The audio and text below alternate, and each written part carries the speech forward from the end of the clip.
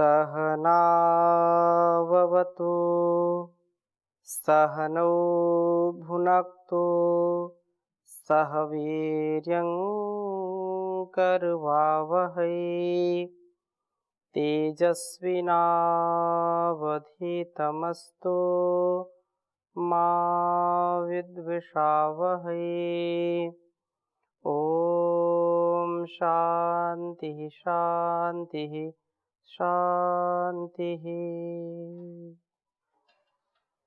वैदिक जीवन पद्धति की इस कक्षा में आप सभी का हार्दिक स्वागत है, अभिनंदन है।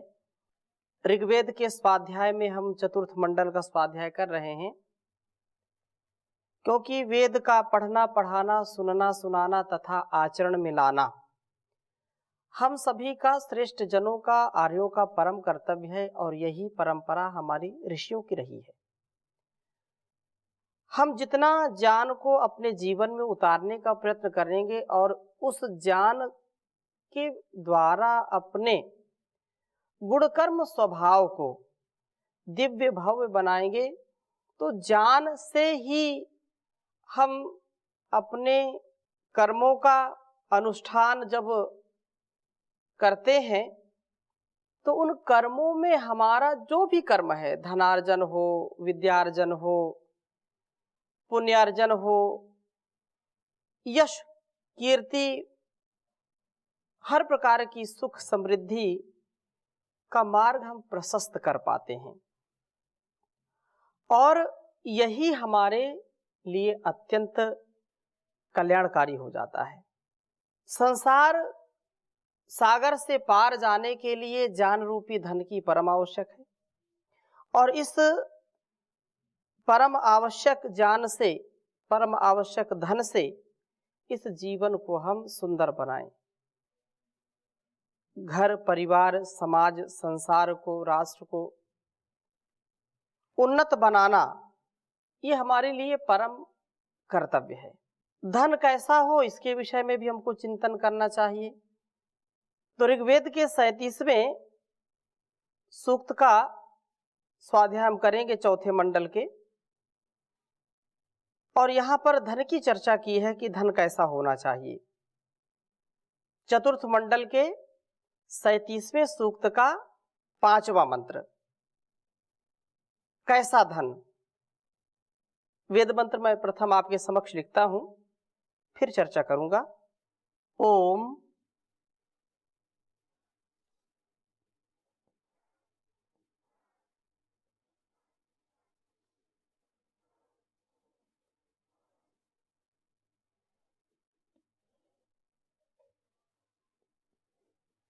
ऋभु मृक्षु ऋभुक्षणो ऋभु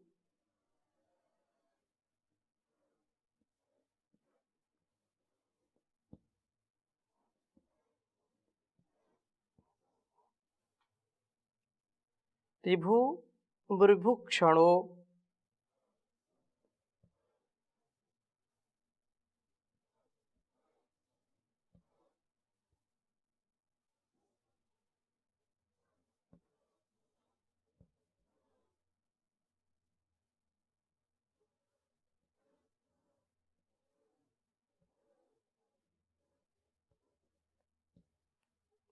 ऋभुम ऋभुक्षणो रईम वाजे वाजिन तमम युजम।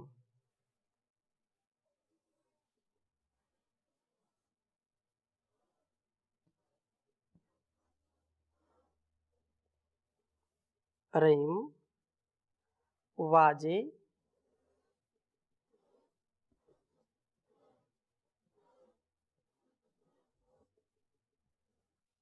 वाजिन तमम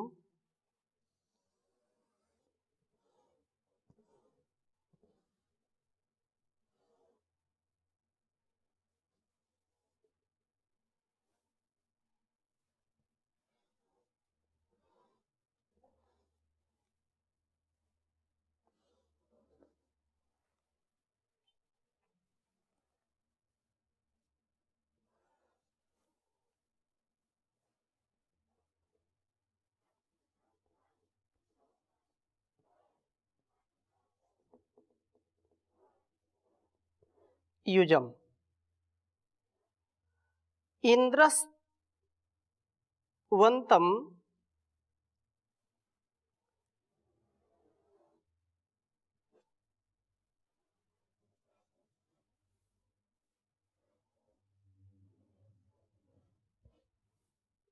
इंद्रस्वंतम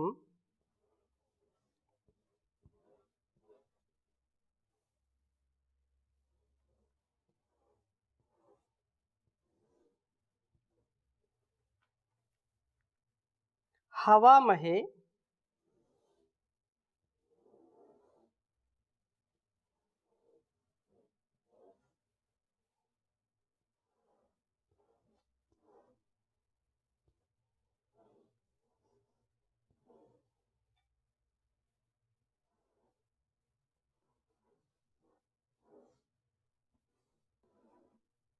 हवामहे सदा सातमम अश्विनम।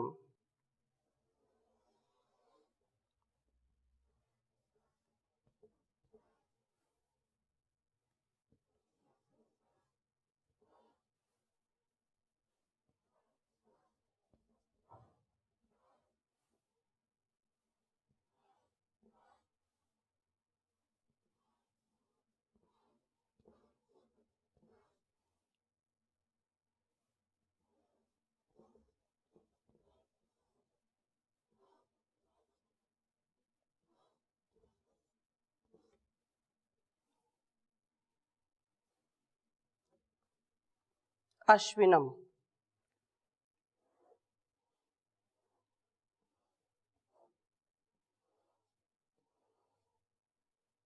ऋग्वेद के चतुर्थ मंडल के 37वें सूक्त का यह 5वां मंत्र है। ओम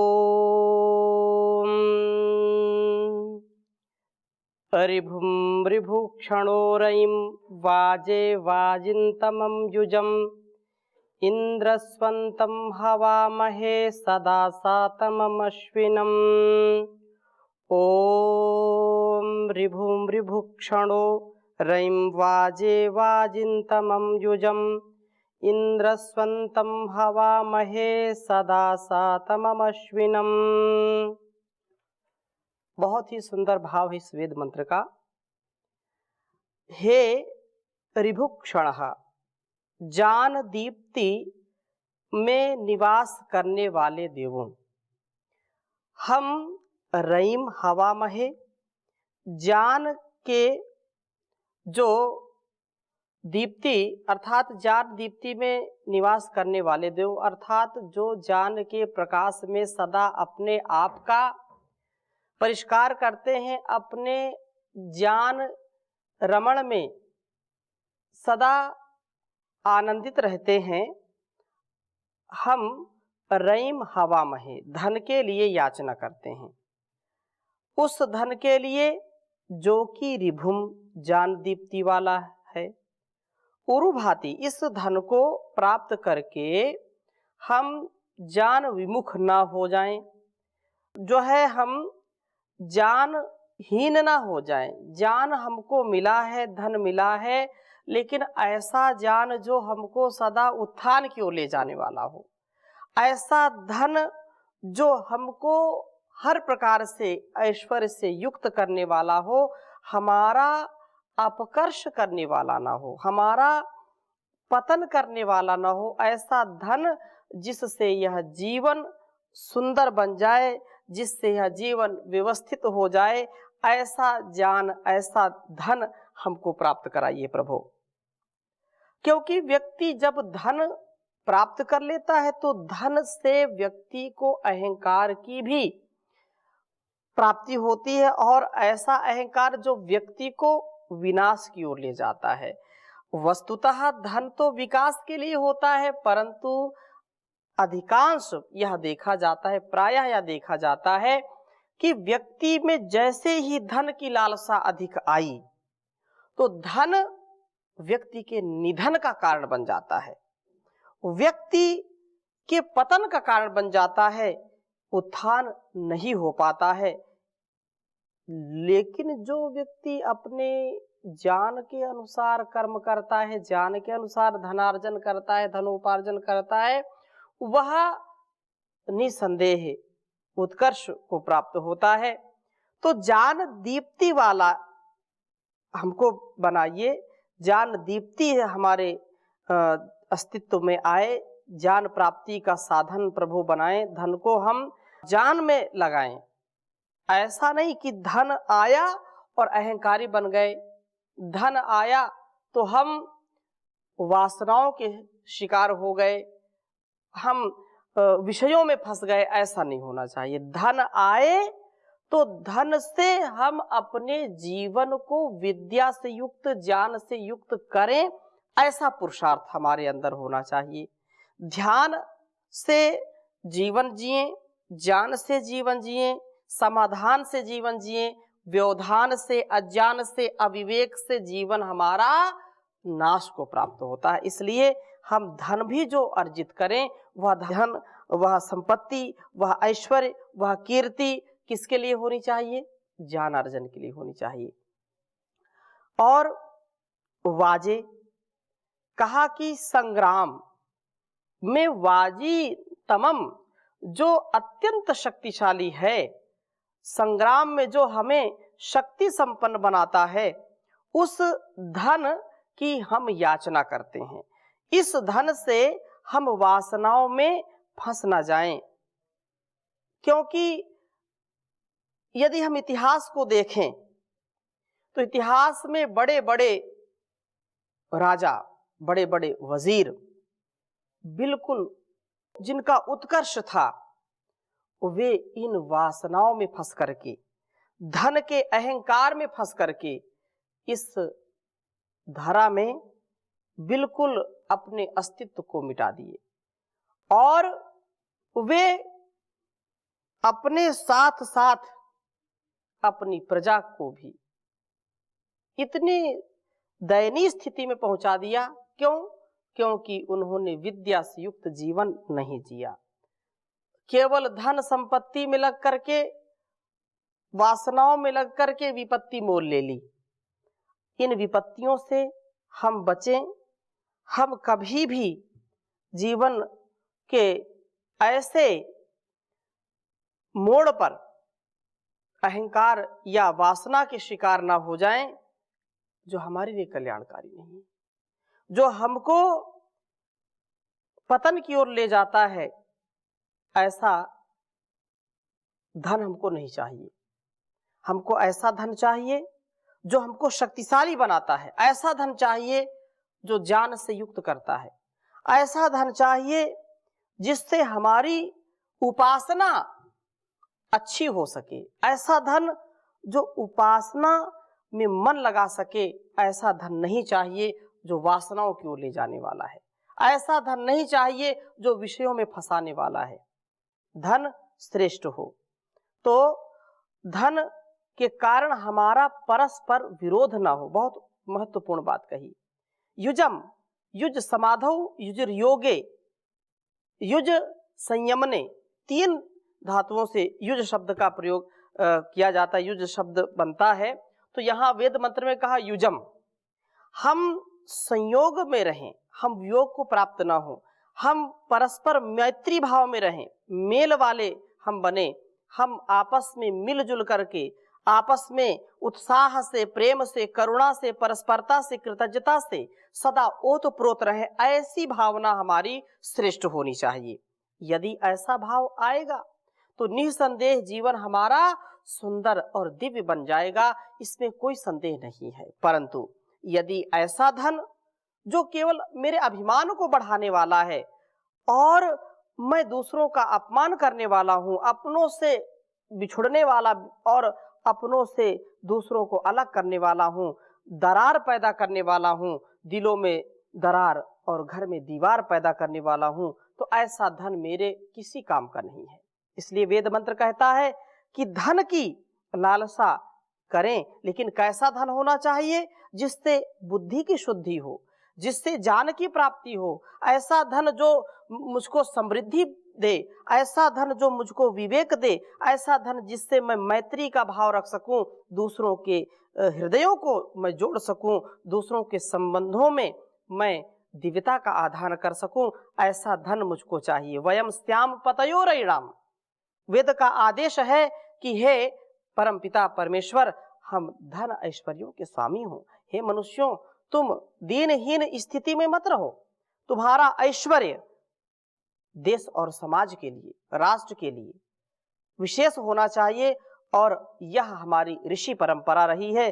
कभी हमने संकीर्णता को स्थान नहीं दिया, कभी हमने फकीरी कैसी, जो दिव्यता से हो। ऐसा नहीं कि अब कुछ भी नहीं है, दिन ही नहीं, निश्रेयस और अभ्युदय, यही धर्म हमारा है कि हम अपने जीवन को अभ्युदय से युक्त करें। हर प्रकार का धन ऐश्वर्य हो, लेकिन वह धन ऐश्वर्य मुक्ति की ओर ले जाने वाला हो, बंधन की ओर ले जाने वाला नहीं।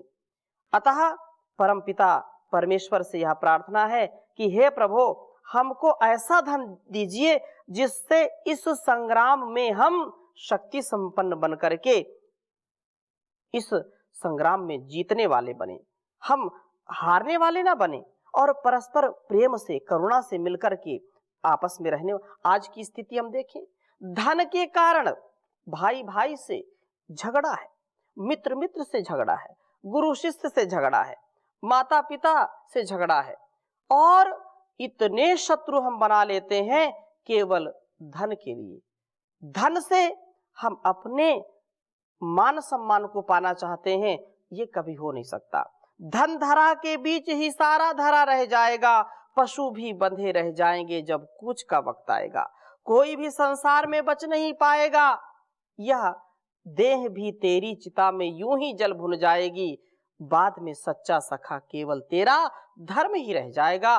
तो स्वधर्म का हम पालन करें, यही वेदों का आदेश, उपदेश, संदेश हमारे लिए है। तो धन के कारण हमारा परस्पर विरोध नहीं होना चाहिए, परस्पर वैर भाव नहीं होना चाहिए, परस्पर ईर्षा द्वेष नहीं होनी चाहिए, जो आजकल पूरे समाज में, पूरे घर परिवार में, पूरे गांव गांव में ये फैली हुई चीज है। तो इससे हम बचें। धन गया तो समझो कुछ नहीं गया, धन तो हाथ का मैल है, आज गया कल आ जाएगा। लेकिन संबंध बिगड़ गया, एक बार दिलों में दरार आ गई, गांठ पड़ गई, तो ये जल्दी से जाती नहीं है। इसलिए धन के कारण मित्रता या धन के कारण हमारे मधुर संबंध जो हैं, उनमें तकरार नहीं होना चाहिए, उनमें दीवार नहीं आनी चाहिए। और क्या कहा कि जो इंद्रस्वंतम, इंद्र वाला है, हमें उस परम ऐश्वर्यशाली प्रभु की ओर ले चलने वाला हो। धन एक साधन है, साधक के लिए एक साधन के रूप में है, ये साध्य नहीं है। इसलिए एक दृष्टिकोण हमको मिल रहा है इस वेद मंत्र से, सदा सातमम, सदा सातमम, अर्थात सदा दान की वृत्ति से युक्त है। जो धन सदा दान में विनियुक्त होता है, वह हमें भोगों में फंसने से बचाता है। हम देवत्व के गुणों से युक्त हो जाते हैं, देवता बन जाते हैं। तो जितना जितना धन आए, उतना उतना हमको अपने सामर्थ्य के अनुसार दान भी करना चाहिए। और यह दान हमको संसार में सम्मान भी देता है, हमारा स्वाभिमान भी, हमारा गौरव भी बढ़ाता है। अभिमान से बचने के लिए दान अवश्य दें। इसलिए कहा कि सदा दान की वृत्ति से युक्त जो है, वह धन सदा दान में विनुक्त होता है और भोगों से, रोगों से हमको बचाता है। तभी यह धन हमें प्रभु की ओर ले जाने वाला होता है। और अश्विनम, हम प्रशस्त इंद्रिय अश्व वाले धन को चाहते हैं, उस धन को जो इंद्रियों को विषयासक्ति से ऊपर उठा करके हमको सशक्त बनाता है, हमको बलिष्ठ बनाता है। इसलिए हमें धन प्राप्त हो, हम धन से युक्त हो, ज्ञान से युक्त हो, शक्ति संपन्न हो, और परस्पर प्रेम में संलिप्त होने वाले हो, संलग्न होने वाले हो। प्रभु प्रवणता त्याग वृत्ति व प्रशस्त इंद्रियों वाले हमको बनाइए प्रभु। हमारा यह जीवन सफल हो, हमारा हर व्यक्तित्व कृतित्व जो इस जीवन और इस जगत की भलाई के लिए हो, इसलिए प्रार्थना यहाँ पर की है। क्या कहा?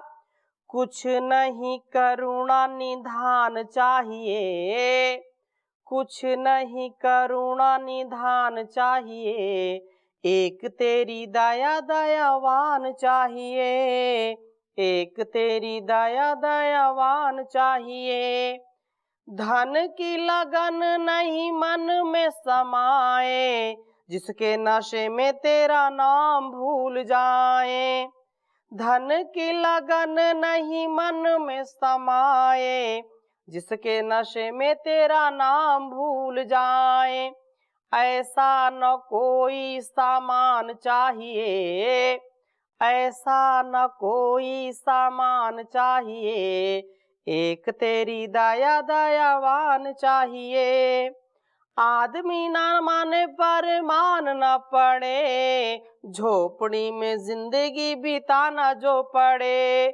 कोठी न बंगला मकान चाहिए, एक तेरी दया दयावान चाहिए। दुनिया सताए तो सताने दीजिए, दिल भी दुखाए तो दुखाने दीजिए। मेहरबान तू ही मेहरबानी चाहिए, एक तेरी दया दयावान चाहिए। क्या कहे उसे जो तेरा नाम न जपे, होकर के मगन सुबह शाम न जपे। ऐसी ना बेमोल जुबान चाहिए, ऐसी ना बेमोल जुबान चाहिए, एक तेरी दया दयावान चाहिए।